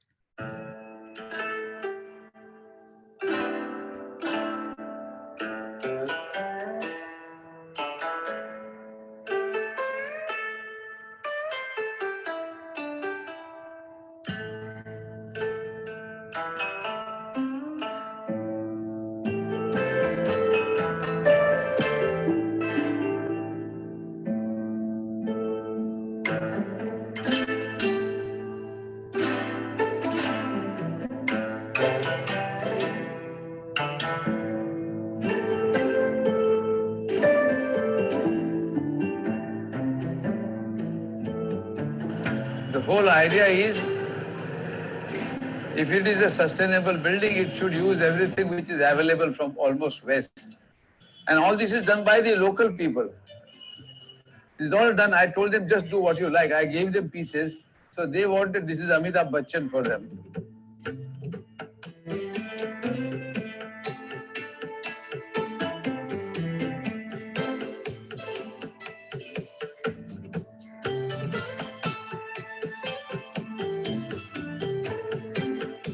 So this is where you enter. Very small, inconspicuous entrance. Not a royal entrance, no portico, nothing, a little courtyard. It's like a domestic entrance. And the entrance here is even like that, it's very simple. I was thinking, why should an office be like an office? Why should I not only have an office only for myself and close at 5? Why can't it become a public space? So you're talking about public and private, form versus formlessness, growth and other things, and yet it has to be a studio. And then you talk about partly above, partly below ground. All this happened.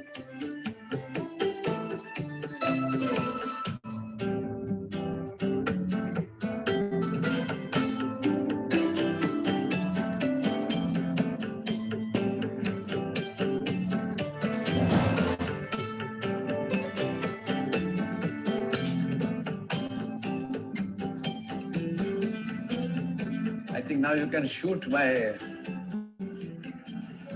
granddaughter. Let us see my darling daughter. I made this building by chance, the extension.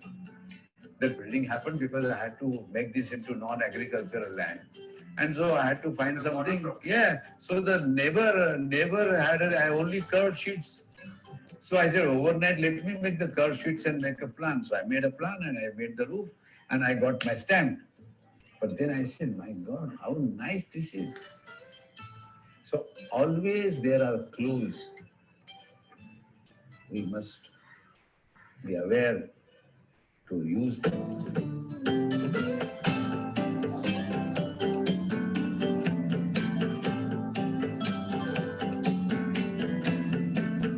So you can get the sense of all these spaces. And these buildings insert into this, as if that this building is going in. It moves like this. And this is, you can see the whole sample. And it's north-south.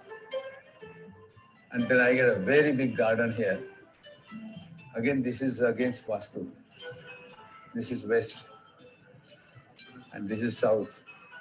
So one Vastu chap came here and he saw this. He says, are you going to have some trouble? I said, no. He says, you never had any problem? I said, no. In fact, I have been successful. After once he comes back and says, you are right. This is where Dhirubhai Ambani's entrance is. This is Vastu. I said, why don't I make a village? And that's what I like, a tree, a garden, the steps.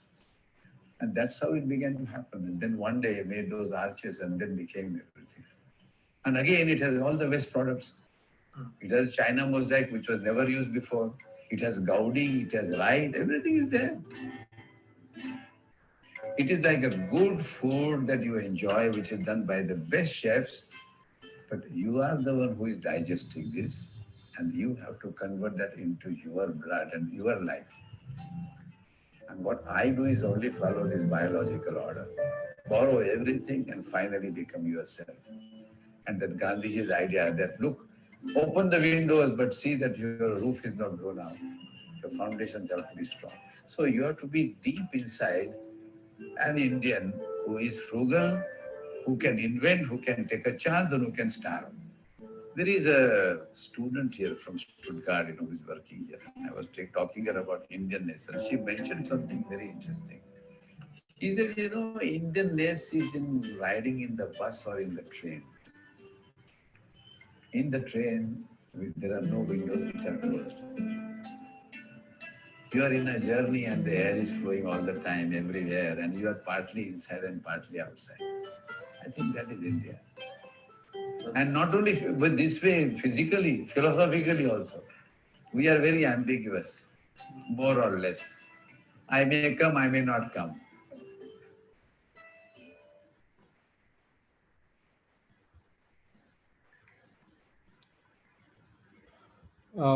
Yeah, so that's about it. Thanks, Tanay. Thanks, Girish, of course, and to the college for inviting me.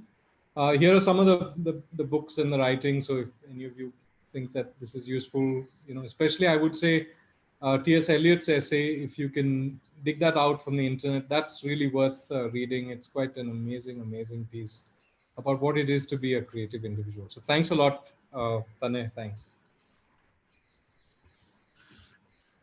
Um, Bijay, absolutely wonderful presentation. I was joking to you yesterday on phone that you will do your 100 minutes, and actually you did it, I'm so because sorry.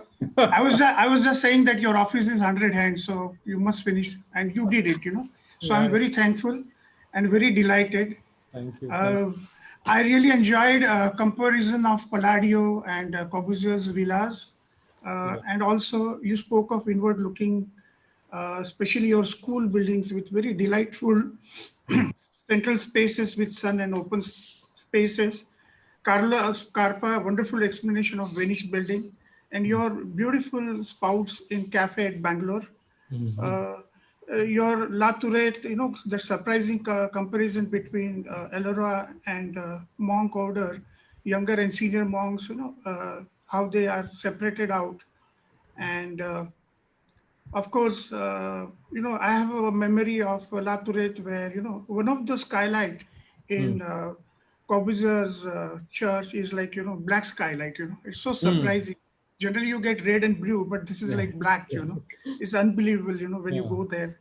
And of course, that great Louis Kahn monastery explanation you gave, and especially society of rooms, the kind of expression and structure and light and, that Dominic order believe in service and spirituality as one, So it was like amazing to see 65-year-old man struggling to do those plans.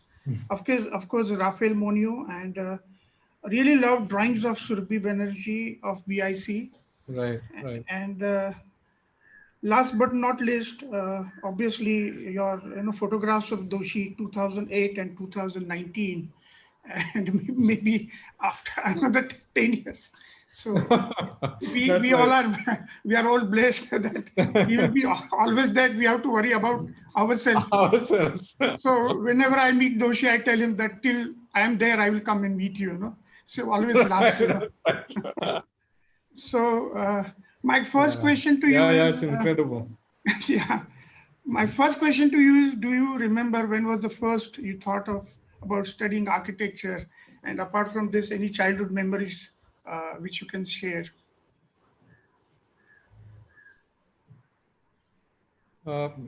So this is a bit of a post-rationalization, but when I was very young, I was in a boarding school. Are you able to hear me? Yes, of course. Clear? Yes.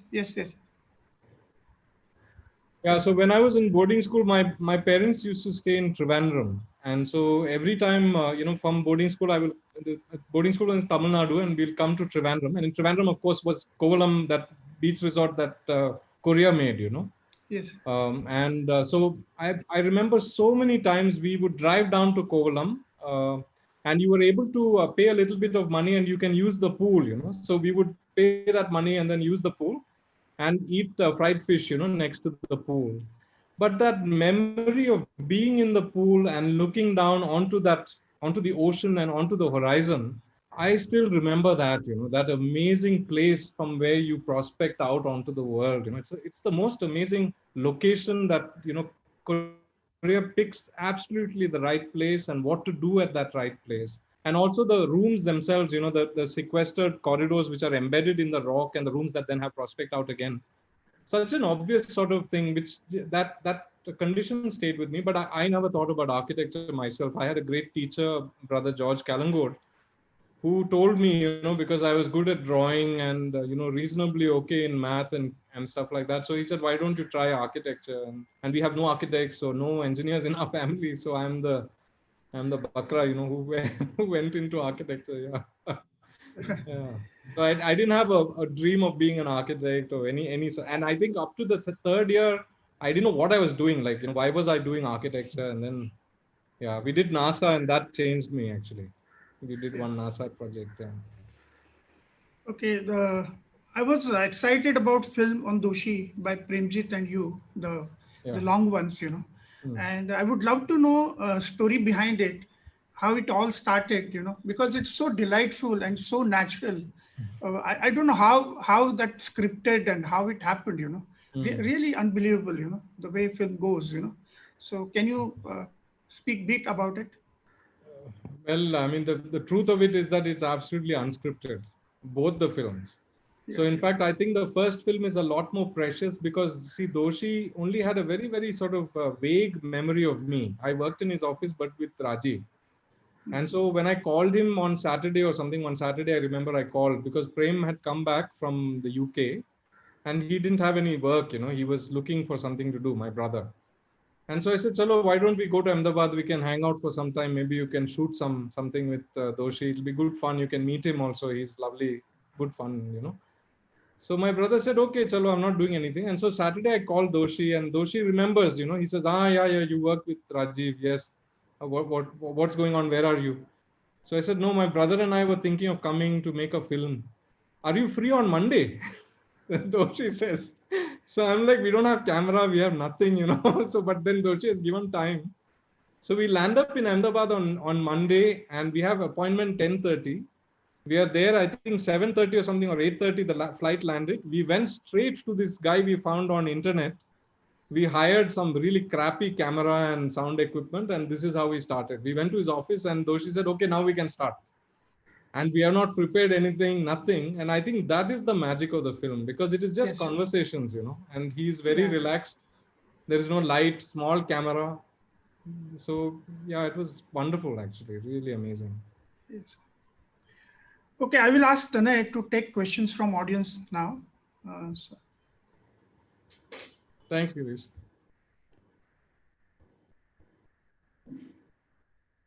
Yeah, thank you, sir. Well, I would like to start with saying that, or rather mentioning that the presentation was really interesting in the sense that as an architect itself, it makes us realize how, seeing helps you imagine. I would put it that way. And so with that, on that note, and definitely the kind of memories that Girish sir and you and your own memories with a Sangat that has cherished this entire session altogether. That was really nice to listen towards the making of the movie till the experiences that you had. Well, to start with the questions, our first question that we have is from an anonymous attendee. It is basically majorly focused on. So the question is: architecture theory plays a huge part in a good design. What would you suggest to the students who are deprived of this knowledge? Would you suggest any websites to follow or maybe books to read? Well, architectural theory per se, yes. I mean, reading is very useful, but I don't want to make a sort of blanket, prescription for everybody that everybody should read, and there are lots of really wonderful, sensitive architects who don't read at all, and are still able to find sublime meaning in their work. I think like Wittgenstein, the famous philosopher, said, architecture is a way to find yourself. And all of us have our own way of observing, and what you said is absolutely right. It is a way of seeing, it's a way of observing the world. And sometimes, like for me, I have to stand on the shoulders of these giants to look at the world, because sometimes I don't know what I'm looking at. And so reading helps me open my eyes to say, oh, that's what it is. Like that beautiful sketch of Richard's, of Ellora. Till Richard didn't show it to me, I am not able to see it, and so through his eyes, now I'm able to convey to others the magic of this section. And so of course, there are people who don't need that. I mean, Girish mentioned Surabhi, and there are some people like that who just have the spark in their eyes and are able to see the world in a way that, it doesn't need mitigation, doesn't need. So I think one has to investigate yourself. One has to sort of look back at, the things that you connect with, and to find a way in which to then engage the world through that. So I wouldn't say there are great books to read, and maybe I can send that to Tane later as a list. In the end of the presentation, there were a few. I think Palasma's books are great to read. They're easy. They're not, very tough to go through. And so Eyes of the Skin, Thinking Hand, these are wonderful books. Rasmussen's book is good for a young architect experiencing architecture. These are all, I think every library has these books, so seek them out. And then Monet's two books are great, 21 Remarks on 21 Works, and then Theoretical Anxiety and what is it called? Design Strategies, I think. Yeah, so these two books that Monet wrote are also very good because they show you how you critically analyze architecture, looking both at his own work and at other people's work. So I would say that Palasma, Moneo, and Rasmussen would be good books to start if someone wants to do that. But find your own way to look at the world. I think there are other ways, yeah, not necessarily through books. True. Our next question is from Nitin Patel. So, oh, I'm so sorry. It's from Kaushal Jaju. He basically says that absolutely wonderful discussion as ever. What do you think has had a prolific influence on you for your architecture? Oh well, so many all those people whose pictures I'd shown from Mr. Anil Dubey, my wonderful teacher in undergrad. But I think in the specific way that I work as an architect today, I think Fred Cotter has been the most important influence for me. Fred Cotter used to run a company. It's no longer there. It used to be called Cotter Kim and Associates there in Boston. I worked there after my master's, and uh, a lot of the processes that we follow in how we investigate through models, or this kind of iterative process of drawing and looking, drawing and looking. This is very much the way Fred worked, and he has had a huge influence on the way. And he's an urbanist, and so he thinks of his buildings as part of a continuum and not as isolated gestures. Like Biju's wonderful work yesterday, that these buildings all have larger trajectories and they make connections across their contexts. So that I think Fred was a huge influence on me. Yeah, and please, he's got a lovely book with Colin Rowe called Collage City. That's an amazing book. Yeah. So if any of you can see that, that's a great. It's got a great essay in there about cities and about architecture in the city. Sure. With that, we have the next question is from Nitin Patel. Well, he says, thanks for this intense discourse on your learnings. Your projects have identifiable elements and contextual references. The idea of space is consistent development over time. What are the necessary and sufficient prerequisites for 100 hands to evolve as a practice, which seems to be an anachronistic, I'm so sorry, at its core? I will take that as a compliment, Nitin, that we are anachronistic, that we are out of step with our times. uh, I don't think much has changed. I mean, yes, the modes of investigation have changed. A lot of people are using, in fact, we have just embarked on, using VR to investigate what it is. It isn't really a design tool, but it's mostly a visualizing tool. But I don't think in terms of habitation, in terms of the quality of spatial, variations, these things haven't changed. I mean, of course, the pandemic notwithstanding, the way that we engage with other people, our requirements in terms of spatial organizations, these qualities that Kant talks about light and about structure and about the society of rooms, etc. These are not, I don't think they're mutable. I think they persist, they're universal lessons. So I mean, in terms of our own progress, we are looking to find new ways in which to express these traditional or classical notions of habitation. Um, yeah, but yeah, I mean, there are various ways in how you will investigate. So people use software, or people are drawing. I mean, there are so many ways in which to investigate what it is you want to do. So in that sense, we are anachronistic. Yes. Sure. With the you mentioned about certain collaborations that you had during your projects. So we have a question from an anonymous attendee. Does collaboration seem like compromises sometime? Does it ever wear down on designers' creativity? Also, pedagogically, do you feel abstraction is the key to design dialogue with the context? Collaboration is a real skill, is a real art. Um, it's something that you don't get to study much in college, about how you negotiate and how you come to a negotiated settlement. And unfortunately, we are always, architecture college for some reason is always structured around the individual presenting their projects to a jury. And that's kind of a strange way, because when you come out into the world, when the client doesn't like what you've done, you find that difficult to negotiate. And I think private practice is, like Khan's example, is a practice that requires you to listen and and to assimilate and then come to a solution that satisfies the conditions that you're presented with. So I wouldn't say it's compromise. I would say that the notion of an ideal project, idealized project, the notion that the napkin sketch or this great idea was compromised by these negotiations, I think that's a wrong place to start, because then everything is compromised, because in fact everything is negotiated. Right. You are negotiating with the site, whether you like it or not, with your consultants, with your clients. It is constantly a conversation. You're not doing things in a vacuum. Yeah, there was a second question. I've forgotten what it was. Yeah, I'll just read it out once again. Yeah, so the second question was, pedagogically, do you feel abstraction is the key to the design dialogue with the context?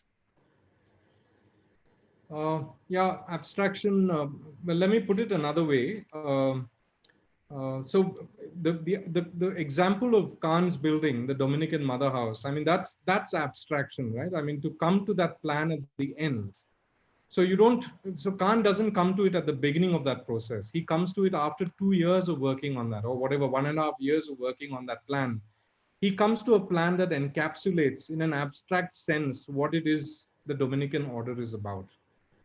Now that it's a sophisticated, I don't know how you teach someone that, how you can come to that in the process is also the search that all of us are on, to give abstract expression to the idea of what the project is. Like at the BIC, the notion of prospect, the notion of being able to connect with community, the notion of public space. Does the building satisfy that notion, that anybody coming into that building feels now that they're in a sense in public space, that they're sharing, they're with others? Does the building give you that sense? And there's another great example, the great Kala Academy in Goa, and that's a fantastic public space, right? And why is it public? It does two things which is incredible. On the one hand, it gives you ample space for public congregation. So there's all kinds of terraces, there's an amphitheater, there are spaces to spill out, different volumes and different scales. But what Korea does magically, and this he does in so many buildings, he creates a building that does not intimidate you. Everybody feels that they are welcome to partake of this space. BIC doesn't do that. I mean, to be absolutely honest, it is a bit intimidating. It feels like an air-conditioned, a space that maybe you need to wear a proper shoe or something to come in. But buildings like Kala Academy, they feel, and I'm searching for that. How do you get to a place where the building feels completely yours? That's public, right? And so that's the abstract. So you're searching to find expression, and how do you get to that? Yeah. So in relation to that same notion of making buildings for the people or for the public, opening it up towards the public, we have one question. How do you really make people think that there is more to architecture way than the normal building? Is architecture really the language that even normal people can understand and evolve?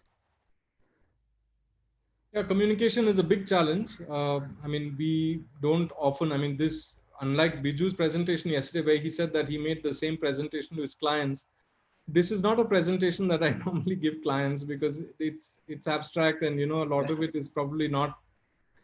It's like my mom says, that you're complicating it for no reason. Can you make it simpler so I can understand it? And though she says that as well, if you can explain it to your grandmother, then it's a good idea. Otherwise, maybe it's not such a good idea. So the communication is a big challenge. But again, this VR thing that we're using now has really changed things for us.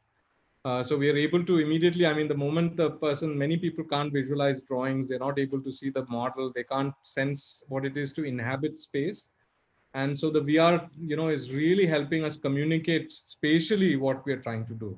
So that's been really helpful for us. Yeah. We have a next question from architect Virendra Vaklu. Many of your references in the presentation are European public or private buildings that you take as a reference, that is Scarpa, Corbusier's, or Khan. Any reason that we don't see Indian architecture as reference?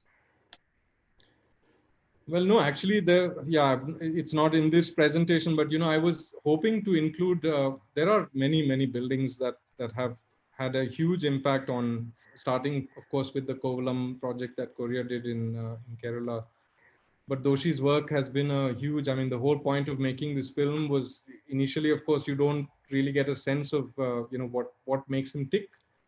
But his building, especially the IIM Bangalore, is a great building as a metaphor for educational institutions. I mean, I don't know if you know the plan. Yeah, but anyway, I mean, Virendra, the idea that most of them are European references, and apologies for that. But there are lots of Indian, including your work and including, my colleagues here, Shomitra Ghosh, etc. We constantly look at the way that, younger practices are also interpreting this moment in time. And of particular relevance, of course, Biju's work from yesterday, how do you engage in the marketplace? How do you do buildings that are, commissioned by, commercial entities? Shoumitra's work, which is constantly evolving and changing. How do you wear so many hats? How do you change always your response given the situation? I mean, just the most versatile practice. There are so many. I mean, so many people who we look at constantly and are inspired by. So I'll take your criticism, and I think the next time I make a presentation, I will include only the Indian projects that have been important to us. Well, our next question is from architect Biju Kuryakos.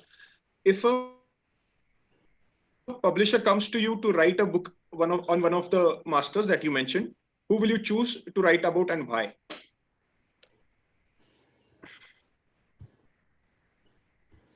This is a googly question after Virendra's question. Well, I would maybe do a book on Doshi. I mean, this has been a long, especially about the Management Institute. I mean, it's been a long. It's a building that I'm most familiar with. I've spent, in fact, my wife and I went there for our first date. So it's like a really, really special building for me. It captures everything that I think is of value as a place for learning. And so I don't know, maybe a book on the Management Institute and all of the references that come to bear on it. The reference of the the Berlin University of Alison Smithson, all of which Varki talks about. And how this building then takes that, like Cobb does, and makes something completely different, from its references to Madurai or Fatehpur Sikri. I mean, it's just a fantastic amalgamation of everything that group in the office, not only Doshi, but Varki and whoever else, Panchal, all of these people together brought to bear on that project. It has amazing value. Yeah. Probably the last question that I have is about your experience. Experience in, let's say you mentioned about NASA. So can you just share a few, memories that you have? Because we have been, my own generation has been, through NASA, and we have enjoyed it a lot. So would you like to share an experience from NASA from your college days? Yeah, I think in the 5 years, of course, we had a few really very good teachers. I mean, Dubey and Dinesh Verma were particularly, we remember with great fondness. But NASA was, I mean, apart from that, NASA was the way we learned about architecture. At least the limited amount of knowledge we have is because of NASA. Because of, first is in the third year. So usually the process was that the third year students would do all the work, and the fifth year students would mentor the third year students, because the fourth year students are out on training. So this is usually and we are in the yearly system in those days, no semesters. And so basically the first 6 months of the year, we are working on NASA. And then we look at, now what do we do, for the final exams. And so when I was in third year, we had an amazing, person called Nagaraj Vastare, who was in my fifth year. And he mentored us in doing an analysis of a building by Sanjay Mohe. And Kurla Varki was on the jury in LS Raheja in Bombay. And of course, in those days, it's unheard of. We had never won any trophy. We never got any citations. We were the pits, like the worst college, like from some boondocks.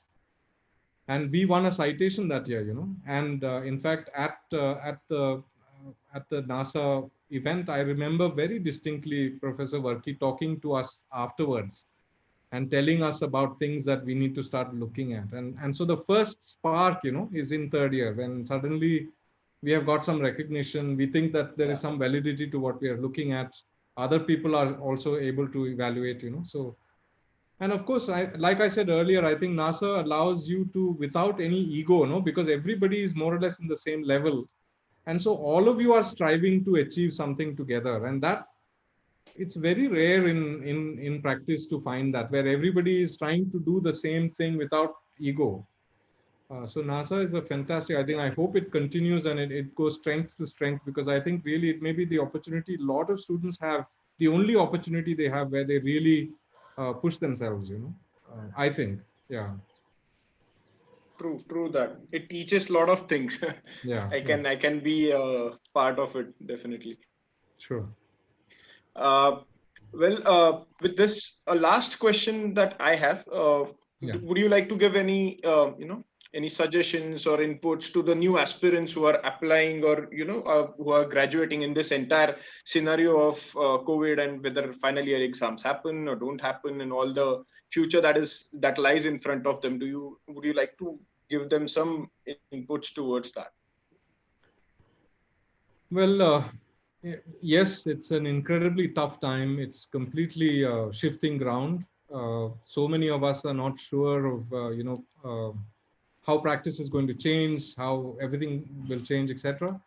But I also think that it is an incredible, that in itself is also an incredible opportunity, that because things are so volatile and changing, that this may be the moment where, if you have a good idea, or if you're thinking critically about practice or about construction or about anything, that this may be an opportunity where you will be heard because of what you have to say. So I would say that if you're a youngster who is finding it tough to find prospects for work, etc., that you may want to think about initiating something for yourself, of initiating a small, a think tank, get a group of friends together, really think about the particular situation that you're in today and its implications to architecture as you know it.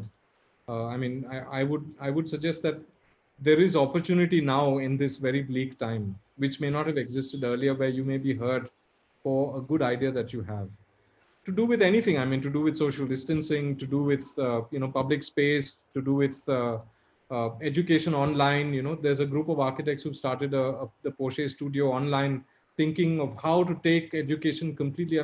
There are so many avenues that one can start investigating in how you could rethink the way we've been doing things so far. Construction is another big sort of question mark for me. How do you build things? What is the equity in those systems? How are labor laws? If there are students who are interested in legal issues, can you look at the labor laws and see what the labor laws stipulate in terms of protections for people who are on our sites? These are studies that could be of real value.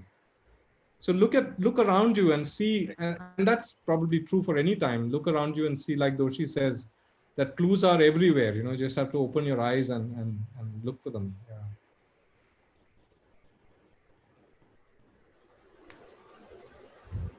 Thank you, Vijay. Give my regards to your wife.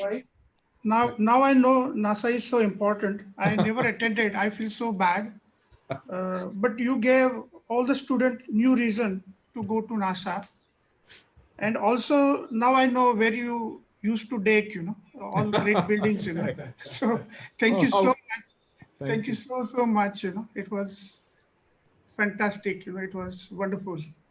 Thank you, Girish. And thanks to the college and to the principal and to so she's going to speak. I would like to thank you also, Vijay. Yes, it was really great presentation, and the way you elaborated on importance of theory and philosophy into practice of architecture, in the built environment, and the great masters' ideas, their sketches, their drawings and the projects, and then your interpretation of those things into your own built work. It was really good.